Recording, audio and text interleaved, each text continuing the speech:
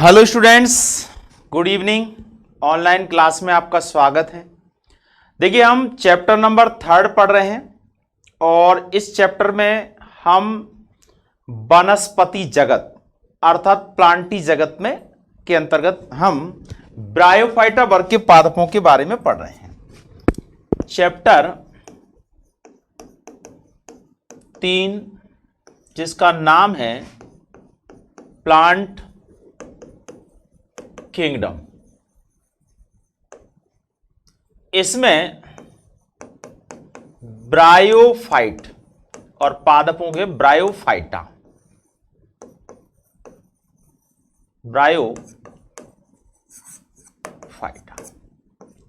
देखिए, ये शैवालों से अधिक विकसित लेकिन टेरिडोफाइटा वर्ग के पादपों से कम विकसित पादप होते हैं। इस बारे में कल भी हमने आपको बताया था कि ये इस प्रकार के पादप होते हैं जो जलीय जो क्षेत्र होते हैं उनके आसपास की जो गीली मिट्टी होती है या ऐसी चट्टानें जिनमें लगातार पानी आता जाता रहता है, उन इस छायादार स्थान होते हैं जहां तेज धूप नहीं आती है, उन स्थानों पर इस प्रकार के पादप पाए जाते हैं। और विशेषकर बरसातों के दिनों के बाद में इन पादपों की तेजी से वृद्धि होती है। ये प्रथम स्थलीय पादप होते हैं। इन पादपों का शरीर जो है वो थैलस जैसा होता है, जिसमें ना जड़ है, ना तना है, ना पत्तियां हैं। साथ में इन पादपों की कोशिकाओं में गुणसूत्रों की संख्या अगुणित होती है, यानी ये युग्मकोद्भिद अवस्था में होते हैं। इनमें संवहन ऊतकों की उपस्थिति नहीं होती है। साथ में देखिए, इनके अंदर जड़, तना और पत्तियों का स्पष्ट विभेदन नहीं होता है, बल्कि जड़ों के स्थान पर मूलाभास पाए जाते हैं।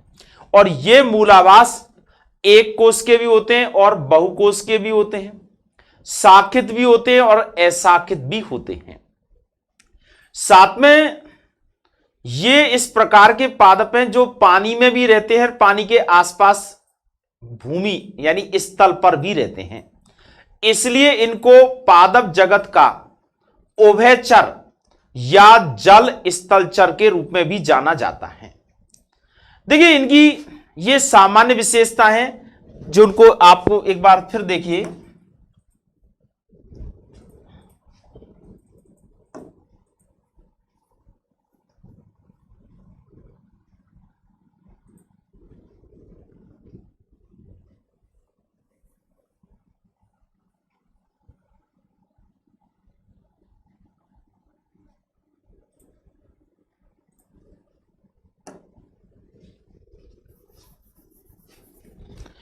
देखिए,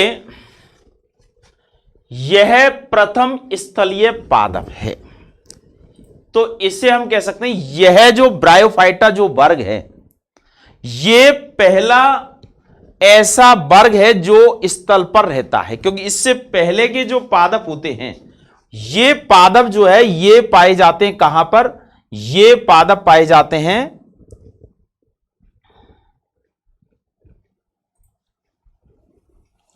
ये पादप जल में पाए जाते हैं। लेकिन इस वर्ग के जो पादप होते हैं वो पहली बार स्थल पर पाए जाते हैं, तो ये स्थलीय पादप होते हैं। ये आप ध्यान रखिए, प्रथम स्थलीय पादप यानी सबसे पहले जो पृथ्वी पर रह सकते हैं वो कौन से होते हैं? तो वो ब्रायोफाइटा वर्ग के पादप होते हैं। दूसरा है, देखिए, ये भूमि पर जीवित रहते हैं परंतु ये लैंगिक जनन के लिए जल पर निर्भर होते हैं। अर्थात लैंगिक जनन करने के लिए इनको जल की आवश्यकता होती है, इसलिए इनको पादप जगत के उभयचर कहा जाता है। अर्थात पानी में और पानी से बाहर स्थल दोनों पर ये रहते हैं, तो एक तरह से इन्हें उभयचर कहें या पादप जगत का एम्फीबिया भी इसे कहा जाता है। देखिए, ये दो विशेष बात है। इसके बाद देखिए, इनमें संवहन ऊतकों, वास्तविक संवहन ऊतक जो है वो नहीं होते हैं। वास्तविक संवहन ऊतक का मतलब होता है जाइलम और फ्लोएम। तो ये इस प्रकार के पादप होते हैं जिनमें संवहन ऊतक नहीं होता है। ठीक है, ये पुरानी एवं नम दीवारों पर पाए जाते हैं, चट्टानों पर, इसके अलावा मिट्टी पर, ये छायादार स्थानों पर मुख्य रूप से पाए जाने वाले पादप होते हैं। तो ये पुरानी और नम दीवारों पर पाए जाते हैं। ब्रायोफाइटा का शरीर थैलस के रूप में होता है। थैलस के रूप में होने का मतलब होता है कि इनका शरीर जो है ये जड़, तना एवं पत्तियों के अंदर विभेदित नहीं होता है, बल्कि एक हरे रंग की चपटी संरचना के रूप में इनका शरीर होता है। इनमें जड़ के समान, यानी जड़ तो नहीं है लेकिन जड़ के जैसी संरचना के रूप में मूलाभास को राइजॉइड्स कहते हैं।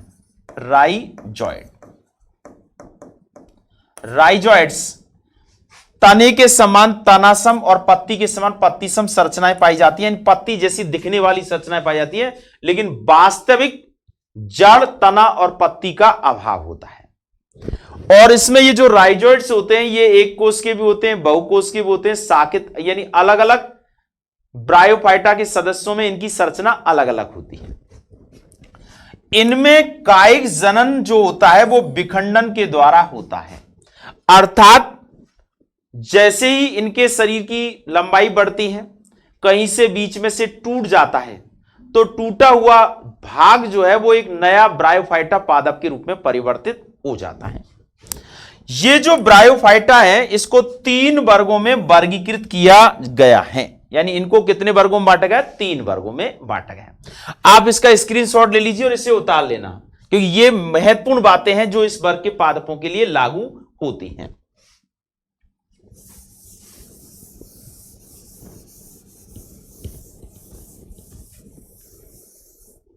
ठीक है, अब आता है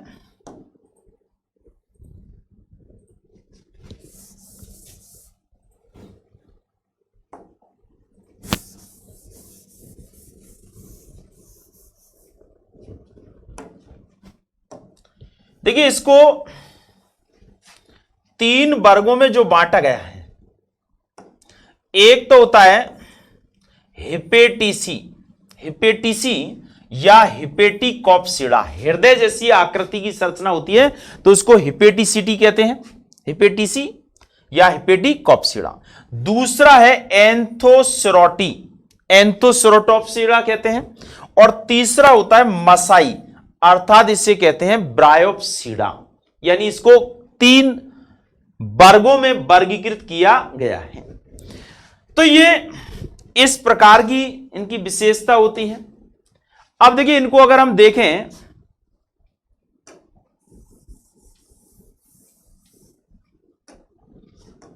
तो इनकी संरचना इस तरह की दिखाई देती है।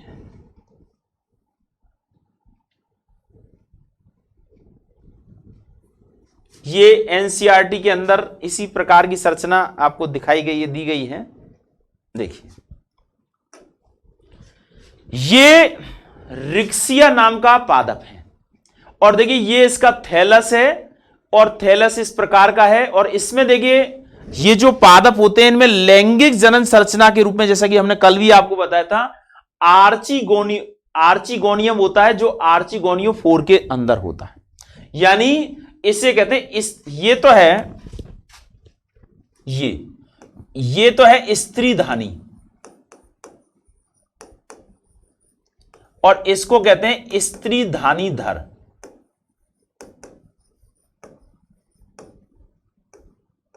ये मादा संरचना होती है, जबकि नर संरचना जो है ये है, इसे कहते हैं पूधानी,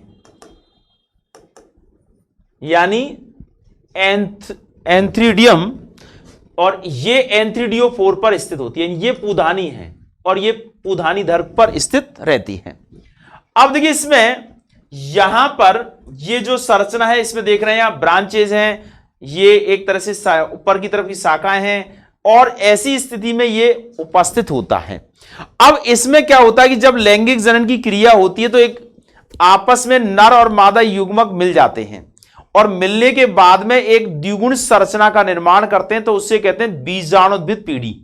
और वो जो बीजाणुद्भिद पीढ़ी होती है वो पीढ़ी युग्मकोद्भिद पीढ़ी पर ही आश्रित रहती है। तो यहां देखिए ये जो संरचना है ये इसकी बीजाणुद्भिद संरचना है और इसमें ये जो संरचना यहां से यहां तक इसे फुट कहते हैं, फुट यानी पाद। और ये जो है ये संरचना है यहां से यहां तक इसको कहते हैं सीटा और ये जो है ये कैप्सूल कहलाती है। इसको और थोड़ा सा हम आगे भी बताएंगे कैप्सूल है। तो इस तरह की जो संरचना है ये उपस्थित होती है किसकी, ये ब्रायोफाइटा वर्ग के पादपों की संरचना होती है। ठीक है, अब इसमें जनन की क्रिया किस प्रकार से होती है आप इन चीजों को देख सकते हैं। तो ये पुधानी यानी इसमें नर जनन संरचना जो है पुधानी होती है और इसमें नर युग्मक पुमर्णु बनते हैं, जबकि मादा जनन संरचना जो है वो स्त्रीधानी होती है जिसे आर्चिगोनियम कहते हैं। अब देखिए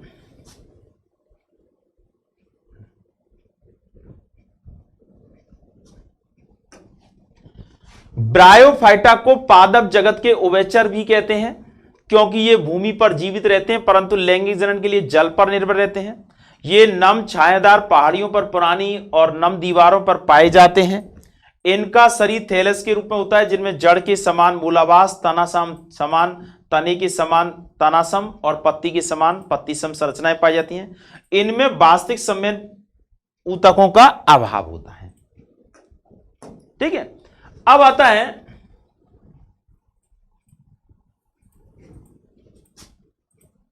यहां लैंगिक जनन की बात है।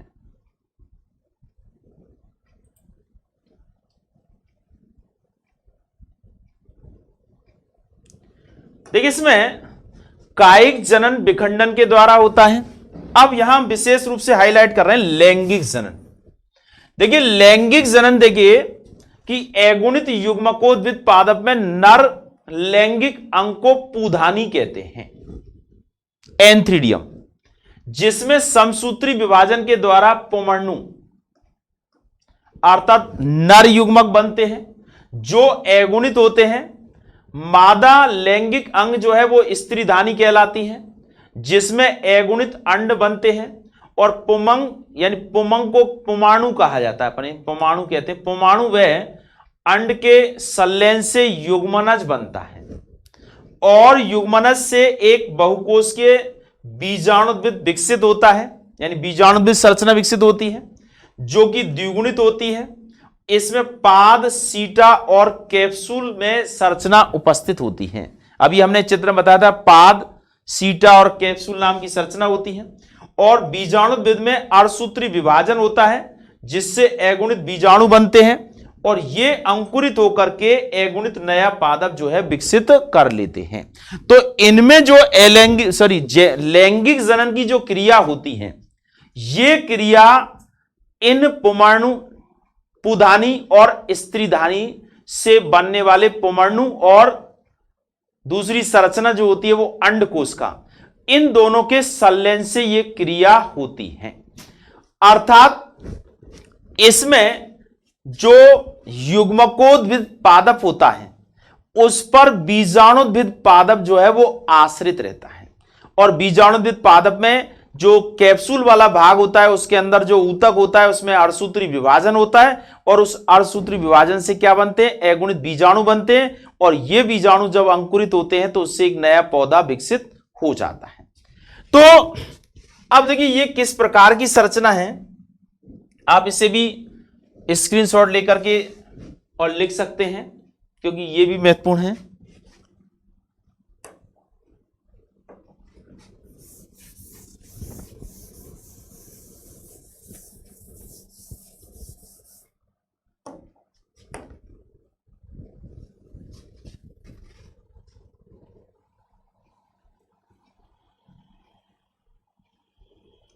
अब देखिए किस प्रकार से यह संरचना होती है।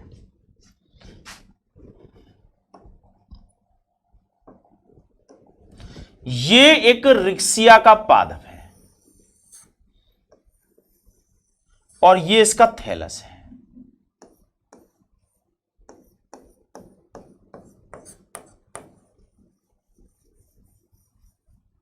ये कोशिका है।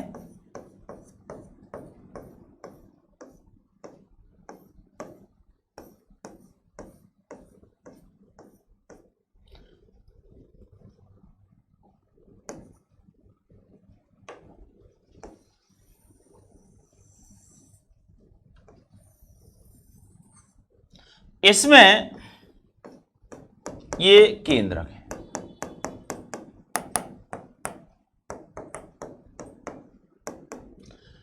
अब इसमें देखिए ये राइजोइड्स निकले रहते हैं, जिनकी सहायता से ये आधार से चिपके हुए रहते हैं।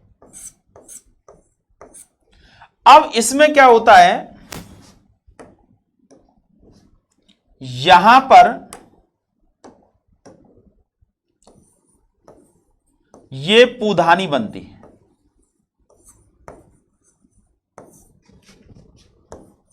पूधानी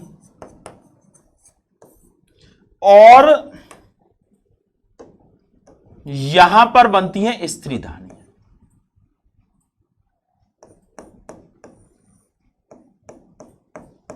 ये स्त्रीधानी।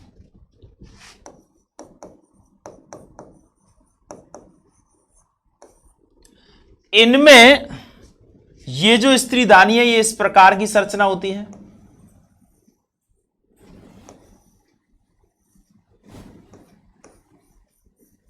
फ्लास्क के जैसी आकृति की संरचना होती है। इसमें अंडकोशिका होती है।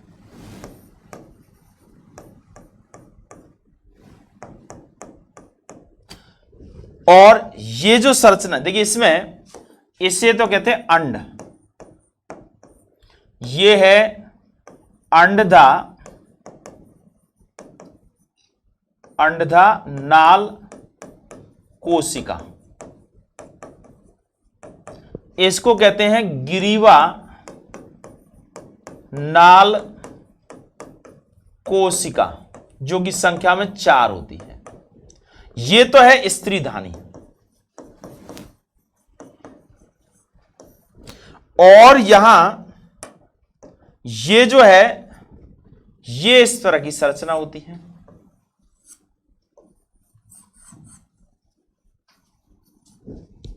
जिसमें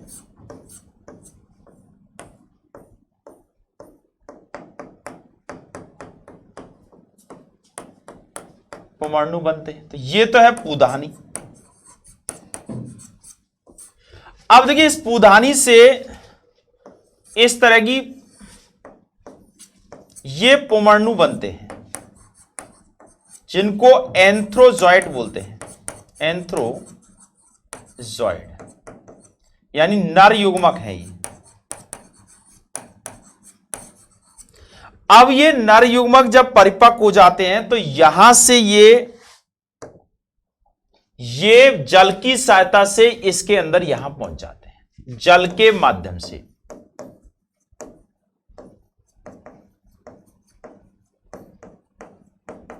अब जल के माध्यम से जब ये पहुंच जाते हैं तो ऐसी स्थिति में क्या होता है कि यहां पर ये कोशिकाएं नष्ट हो जाती हैं। ये परिपक्व अवस्था में ये कोशिकाएं नष्ट हो जाती हैं और ये परमाणु जो है वो इसमें अंदर प्रवेश कर जाता है।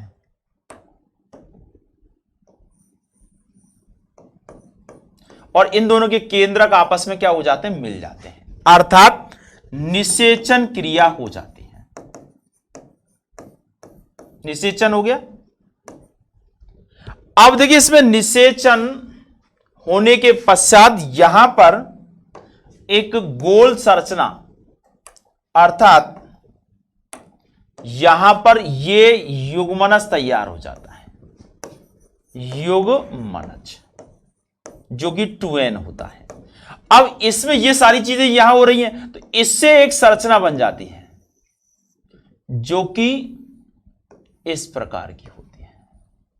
तो इसको तो देखिए, ये जो संरचना बनी इसको तो कहते हैं फट या फुट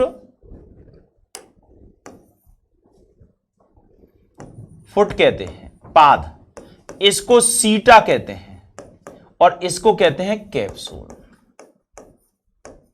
अब इस कैप्सूल के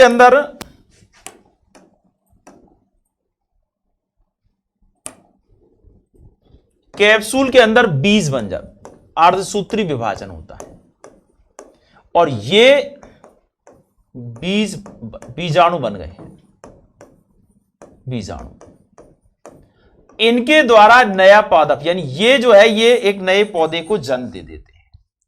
तो इस तरह से इनके अंदर क्या होता है, लैंगिक जनन की क्रिया होती है। एक बार फिर दोबारा इनको समझाएंगे हम कि किस तरह से होते हैं। इस शब्दों को आप याद रखिए। एक तो पूधानी यानी नर जनन संरचना, इसमें बनने वाली जो संरचना होती है इसको पुमर्णु कहते हैं, नर युग्मक होता है। स्त्रीधानी यानी आर्चिगोनियम, जो कि फ्लास्क जैसी संरचना होती है, जिसमें 4 तो नेक कैनाल कोशिकाएं होती है, एनसीसी, एक अंडदानाल कोशिका होती है और एक अंड कोशिका। यानी एक बार फिर दोबारा से इन चित्रों के माध्यम से हम आपको बताएंगे कि किस तरह से इनमें लैंगिक जनन होता है।